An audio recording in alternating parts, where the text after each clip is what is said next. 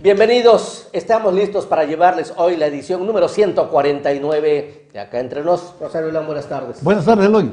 Lamentablemente, el tema dominante de toda la semana sigue siendo la casa gris del hijo mayor del presidente de la República. El asunto ha llegado tan lejos que periodistas mexicanos han llevado sus protestas al Senado de la República, a la Cámara de Diputados y a las mañaneras. También el presidente de la Suprema Corte ha tenido que emitir un posicionamiento respecto al trabajo de los comunicadores en este país. Pero lo que es peor, la bancada de Morena del Senado de la República ha fijado un posicionamiento que nos deja a todos en verdad muy perplejos, porque reduce o elimina la posibilidad de disentir con el presidente de la República y con el proyecto de la 4T. A ello se suma una especie de bloque en defensa, 17 gobernadores con sus desplegados, sus pancartas en apoyo al mismo jefe del Ejecutivo Federal. 17 días después, un poco tardío, viene una respuesta aclaratoria del aludido hijo mayor del presidente, que en verdad vino a complicar las cosas. No aclaró nada, más bien hizo todo lo contrario. Mientras tanto, Rosario, el conflicto de intereses, que es lo que realmente en el fondo plantea el reportaje de Latinos, sigue intacto, pues nada de lo que ahí se ha dicho o se dijo se ha desmentido. Lo que veo es un absoluto crispamiento en la relación prensa-gobierno, en un momento crucialmente delicado cuando sumamos 5 periodistas asesinados en lo que va de 2022. Rosario. Lamentable por un lado y lamentable por el otro lado. Todos los lados. Por un lado y por el otro lado también. ¿Por qué? Porque un asunto tan insignificante como era la sospecha de un ¿cómo se llama? Conflicto de intereses, que se pudo haber solucionado con aclaraciones pertinentes de ambos lados. Entonces, hoy se ha vuelto el tema primordial, el tema que ha estado durante más de una semana en boga, no solamente en México, sino a nivel internacional. Cuando en una investigación realizada por Latinos y Mexicanos contra la Corrupción y dada a conocer por el periodista Loret de Mola, se volvió, caramba, una bomba. Le dieron en el hígado un puñetazo al presidente de la República, quien había dicho desde el inicio, cuando él asume el gobierno, que solamente iba a responder por su hijo menor. Caramba. Pero es una bomba y un fuego que ha crecido, Rosario, de una manera, creo que innecesaria. Claro. Pero veamos, ¿cómo inicia toda esta polémica y por qué ha crecido tanto? Primero, como bien decías, todo inicia con un reportaje del Grupo Latinos, o del Grupo Editorial Latinos, donde exhibe supuestas suntuosidades, lujos con que vive el hijo mayor del presidente en un departamento en Houston, una casona, vamos. Hasta ahí todo bien, no pasaba nada. El problema viene cuando se descubre que el propietario de ese inmueble es un alto empresario, que a la vez sus negocios tienen millonarios contratos con petróleos mexicanos. Y ahí es donde nace la bien o mal llamada conflicto de intereses, que no es más que una simple sospecha de que algo puede ser ilegal o corrupto. Sí. Una especie de duda, simplemente. Bueno, pero el presidente de la República, al ver que el aludido era su hijo, lejos de encauzar una aclaración convincente, argumentativa, probatoria, prefiere irse por lo menos correcto y agarra un pleito personal con el autor de este reportaje y de entrada lo califica como un mercenario. Posteriormente exhibe públicamente sus supuestos ingresos, sus ganancias, su sueldo, dice él, lo que origina un clima mayormente polarizado. Luego viene la defensa del padre de Loret de Mola y se vuelve una batalla campal. Yo digo que una batalla impareja, porque uno de ellos es presidente de la República. Claro. Una de las cosas que a mí me llama la atención es cuando el presidente le dice, es que Loret recibió tantos millones de pesos, o sea, muchas veces más de lo que yo gano al año. Y Andrés Manuel se agarra de una información que le hacen llegar. Ahora, aquí yo digo que en el ánimo de la transparencia, que diga quién le hizo llegar esos datos, que por cierto fueron refutados inmediatamente por el periodista Loret de Mola, quien dijo que esas cifras no correspondían a su salario y que él había dejado de percibir salario de Televisa desde 2019. Entonces, alguien engañó al presidente, alguien le está aventando leña al fuego, lo está llevando hacia un camino equivocado. Eloy. Fíjate que coincido en esa parte de que pareciera que alguien le está jugando las contras al presidente. ¿Por qué lo digo? Cuando todos esperábamos una corrección, una rectificación al tema, vemos al presidente por segunda ocasión insistiendo y justificando que él estaba en lo correcto al haber exhibido los supuestos sueldos del periodista. Más aún, se atreve a pedir de manera pública y luego por escrito al Instituto Nacional de Transparencia y Acceso a la Información que investigue los sueldos del periodista y los haga públicos, a lo que inmediatamente, creo yo que en un acto de valentía y de estricto cumplimiento de la ley, ese instituto le responde: no, señor presidente, lamentamos decirle que carecemos de facultades constitucionales para investigarlo. Por favor, ¿puede usted encauzar esa investigación por otras instituciones como la función pública y qué sé yo? Lo remiten para otra puerta.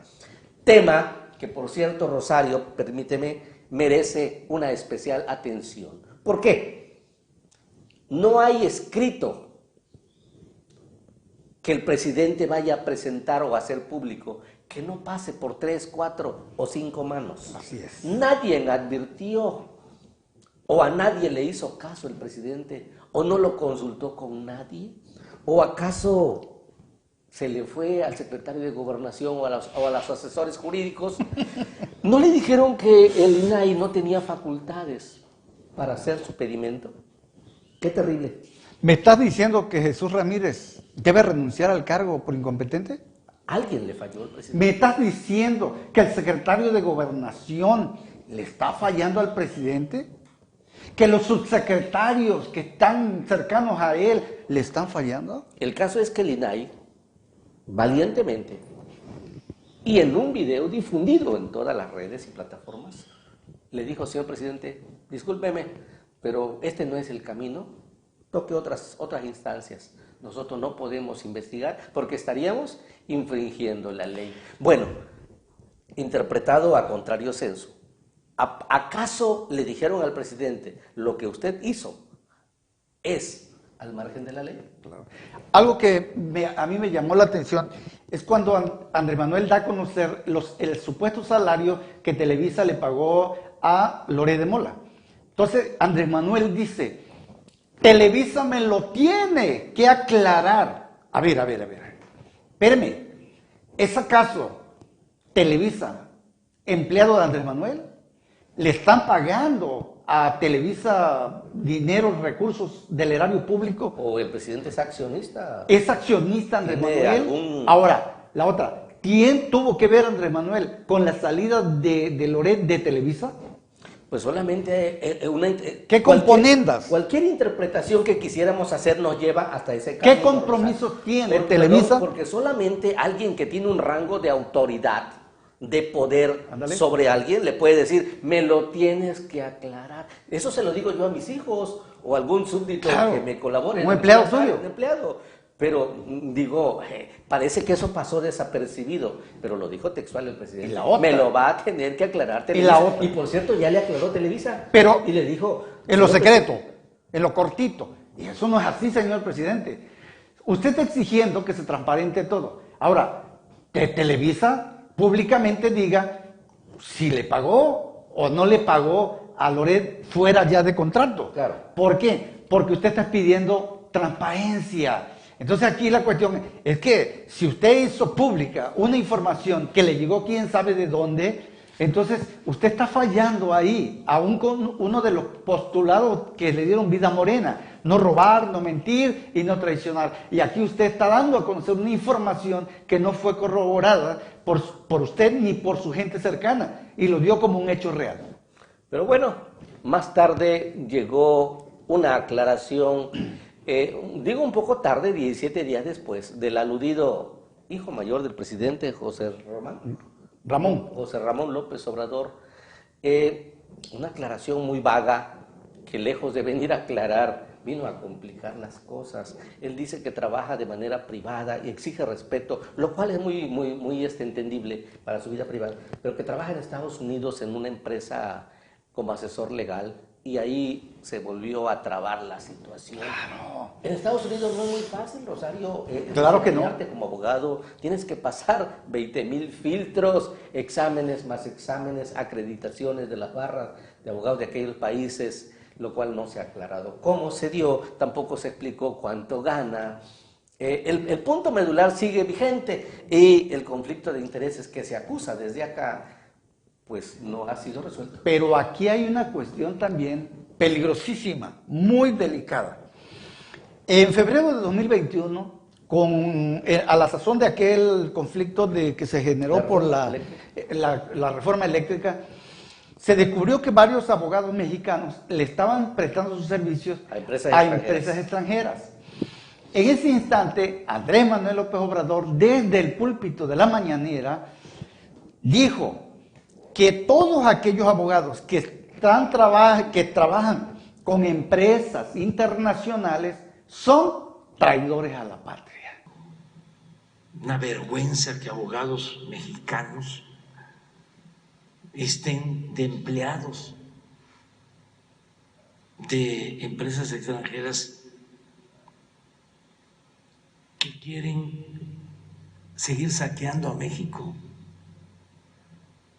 Claro que son libres, pues, pero ojalá y vayan internalizando que eso es traición a la patria. Yo pregunto, ¿dónde queda su hijo que le está prestando un servicio a una empresa extranjera como abogado? Buena pregunta, pero vamos a dejarlo ahí para que el auditorio pues tenga elementos de juicio y pueda pues hacer una conclusión al respecto. Y que en este momento, Eloy, todo el que está en contra de, que no piensa, que no le rinde pleitesía. Para allá vamos. Andrés Manuel, caramba. Para allá vamos. Hacíamos la pregunta segundos antes: ¿por qué ha crecido tanto esta polémica?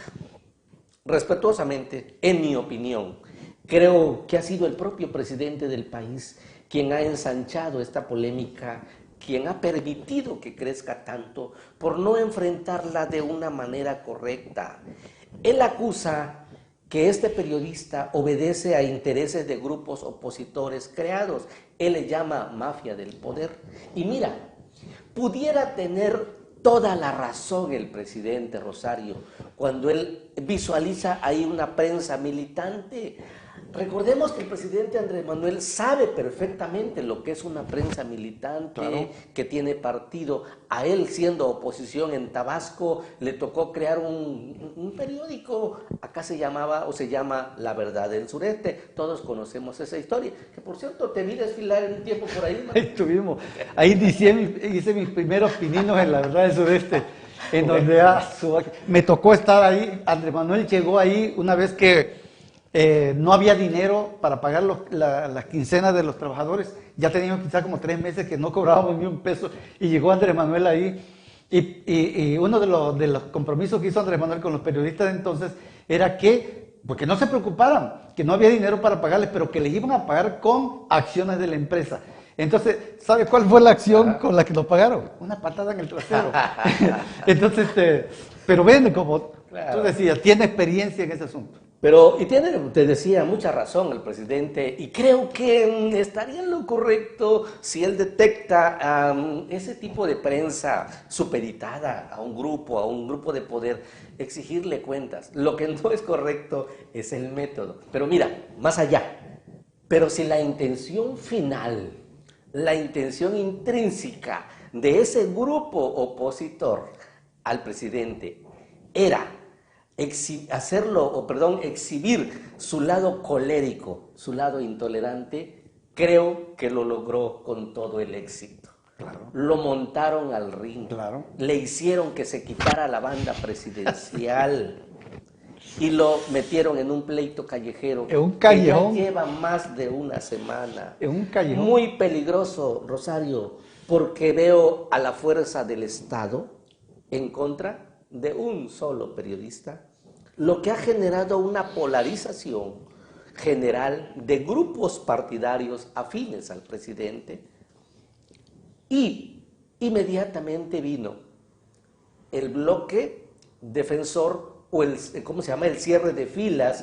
Veo a un frente común de 18 gobernadores, más bien 17 y la jefa de gobierno, con sus desplegados, haciendo valla, haciendo un blindaje, dicen ellos, en apoyo del presidente. Me estás diciéndolo, que el presidente está sumamente débil, que esa noticia, esa imagen llegó a los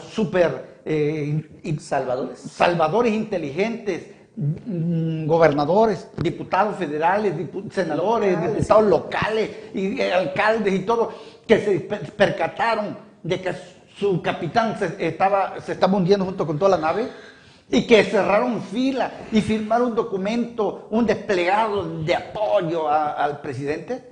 Mira, ¿qué tan débil está? No quisiera yo coincidir en esa parte, pero creo que la audiencia que nos ve, si nos guiamos por la simple lógica y el sentido común, ¿cuándo se emite un rescate o un salvavidas? Cuando hay naufragio, cuando alguien está en riesgo de perder algo. ¡Hombre al agua!, gritan desde el barco. Y vamos a su rescate, vamos a salvarlo. Y ahí están 18 gobernadores en una alianza desplegados por acá y por acá en defensa de... ¡Qué necesidad! Defendiendo al presidente y a los periodistas. ¿Quién los defiende? Bueno. Pero espérate, no te vayas tan rápido. ¿Qué es lo que yo estoy observando? No solamente un presidente débil. No solamente eso. Veo a un hombre, a un presidente, a un político, a un representante del país, diciéndole a la delincuencia organizada, abrazo y apapacho, liberando a los jefes del narco y diciéndole, mandando a la fuerza del Estado, persigan a ese atrevido periodista que tuvo la osadía de investigar a mi hijo. Caramba, señor presidente, nosotros votamos, me dice él, no digas que votaste, pero es que no puedo impedir decirlo, porque solamente los que votamos tenemos la obligación y el derecho de reclamarle que hasta ahorita no nos ha cumplido los compromisos que usted hizo con nosotros. Nosotros votamos por un verdadero cambio. Un cambio de régimen, un cambio de gobierno, donde los atracadores dejaran de robar. Pero ¿qué es lo que está pasando hasta ahorita? No pasa nada. Y decíamos que esto se ha polarizado tanto, Rosario, que luego vino, mira nada más, un posicionamiento de la bancada de Morena en el Senado de la República. Lo veo totalmente apartado de los fines de un Senado, que es aprobar leyes y estar atentos a la agenda legislativa que marca las necesidades de un país. Un posicionamiento que nos deja a todos, como decía en un principio, perplejos. ¿Por qué? De entrada, dice el Senado que son traidores a la patria todos los que cuestionan a la 4T. No perdamos de vista cada palabra. Traidores a la patria, los que cuestionan a la 4T. Si no mal recuerdo, la Constitución General de la República contempla como delito la traición a la patria. ¿Y sabe qué se merecen los traidores a la patria? La muerte. O sea, el mensaje es cifrado, subliminal o de qué tipo. Los que cuestionan la 4T merecen la muerte. La muerte. Más allá. Me preocupa eso, Eloy. Diantre, no es posible que nosotros, ni en los tiempos del porfiriato, cabrón. Entonces, ahorita, ni siquiera es quien está en contra del presidente. No, es quien está en contra de la 4T. Del proyecto. Del proyecto. Pero mira, hay más. Dice el posicionamiento de los senadores de Morena que el presidente Andrés Manuel encarna a la nación, a la patria y al pueblo. Solamente así. Más adelante dice que los opositores al presidente buscan detener los avances para darle una vida digna al pueblo. Y finalizan que no hay espacio para una oposición. Si nosotros nos detenemos a analizar cada uno de estos puntos, nos damos cuenta de lo delicado que es este posicionamiento, porque se está cerrando toda posibilidad de disentir con la forma de pensar y actuar del presidente del país, lo que es absolutamente delicado, Rosario, porque yo conozco a millones de mexicanos, y me incluyo, que pensamos en algunos aspectos diferentes al presidente, pero no es que no amemos al país, no es que no anhelemos lo que el presidente anhela, que es el crecimiento y el bienestar del pueblo. Hay aspectos en los que podemos disentir, y qué pena que ahora se nos impida poder pensar diferentes, cuando es en la diversidad y en la pluralidad de pensamiento donde está la verdadera esencia de lo que pudiera sacársele jugo para hacer de esto algo diferente. Eloy, hay tanta desesperación por parte de Andrés Manuel que inventa pleito, guerra con otros países como España. Ahorita en este momento ya agarró pleito con Estados Unidos y acusa que Estados Unidos es el que está financiando la guerra en contra de la 4T. Le va a pedir explicaciones. Y que le va a pedir explicaciones. Entonces, caramba, es la desesperación que hay. Entonces, el senador ¿cómo se llama? Por Texas, acaba de decir que hay un problema en México. Claro. Que Obrador está mal gobernando el país. ¿Y qué dice Andrés Manuel? No hay problema. Eso me enorgullece, me alegra. Caramba, no es posible que tú te sientas orgulloso porque tus adversarios o tus aliados te digan que tú estás mal. Cuando alguien te dice que andas mal, que estás gobernando mal, atiende el aviso, atiende el llamado, porque algo no está bien. Cuídate de aquellos que te rinden pleitesía, de aquellos que se hincan y te dicen, Señor, todo está bien, y que te dicen lo que tú quieres escuchar. Totalmente peligroso. Es peligroso. Caramba, no es posible. Escucha a aquellos que te están diciendo que estás mal en algún aspecto. Mira, yo veo, Rosario, ya para ir concluyendo, veo que lamentablemente nos estamos alejando del verdadero ejercicio de la política, o sea, de la política buena. Mira, pareciera que aquí hay dos visiones de cómo entender la política. La política buena vista como un punto de encuentro, de coincidencia, de provecho colectivo, donde impere el diálogo, el debate, la tolerancia, la pluralidad, el respeto al pensamiento diverso. Más bien veo que nos estamos enfocando por un concepto arcaico, vista la política como una guerra, donde hay amigos, donde hay enemigos, donde reina la polarización, la radicalización y la sed de venganzas. Veo que se trata aquí de hacer una diferenciación. ¿Quiénes son los periodistas amigos y quiénes son los periodistas enemigos? Si estás conmigo, eres mi amigo. Si piensas diferente y me atacas, eres mi enemigo. Veo que se está peligrosamente etiquetando a la oposición con la que puedo dialogar y entablar acuerdos y con quien no, son mis enemigos y son traidores a la patria. Pero más aún, muy grave, que se quiera inaugurar esta nueva forma de ver la política y que sea la tangente que adoptan, Rosario, los grupos afines al presidente de la República, como ya vemos que lo hace el Senado y a niveles regionales, diputados locales y federales diciendo exactamente lo mismo. Eloy, yo quiero ir cerrando también con esta participación. Yo creo que Andrés Manuel es un hombre que todavía está a tiempo de corregir el rumbo. Solamente los sabios son los que corrigen el rumbo, ¿no? Claro. Reconocen que están en un error y corrigen el rumbo, y eso no lo hace menos, eso no lo hace blandengues, sino que echan mano de la sabiduría para poder gobernar un país como es México, que es un país muy complicado y difícil. Andrés Manuel López Obrador tiene que escuchar las voces que lo alertan cuando algo está mal. No todos los que le decimos que algo está mal somos sus enemigos. El amigo verdadero es aquel que te dice: hey, allá hay un bache, ahí hay un hueco, no te vayas a caer ahí hay un pozo, ten cuidado. Ese no es el adversario, no es el enemigo, es alguien que te está diciendo que debes de caminar con tiento, con cuidado y corregir el rumbo.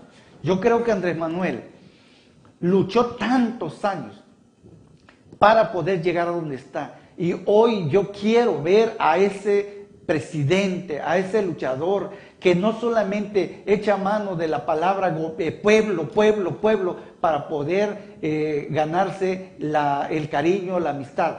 En el momento en que un pueblo le dio el voto de confianza, una votación histórica, caramba, en ese momento Andrés Manuel no necesita más validación, no necesita someterse a una revocación de mandato. Lo que Andrés Manuel tiene que hacer es gobernar para todos, sin distingo de colores y de partidos. Esa es la función del presidente. Andrés Manuel ya no es el dirigente de un partido, ya no anda en campaña. Ahorita lo que le toca es gobernar y salir bien de ese proceso. Has dicho lo correcto, y mira, yo también quisiera ya, para finalizar mi intervención, puntualizar.